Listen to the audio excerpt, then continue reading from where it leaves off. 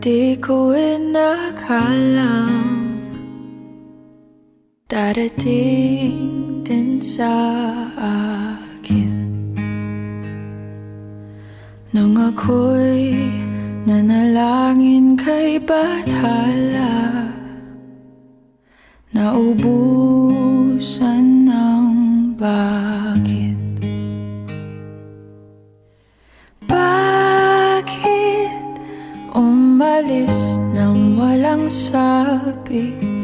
Bakit di siya lumaban kahit konti? Bakit di maitama ang tadhana? At nakita kita sa tagpuan ni Bathala, may kinang sa mata na di maintindihan. Tumingin kung saan, sinubukan kong lumisan at tumigil ang mundo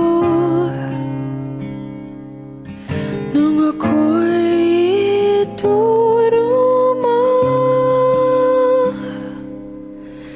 siyang panalangin ko.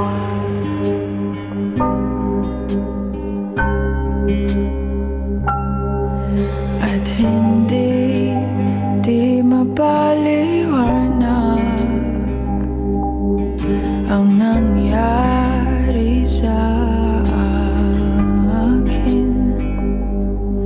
Saksi ang lahat ng tala sa iyong panalangin. Paano nasagot lahat ng bagay?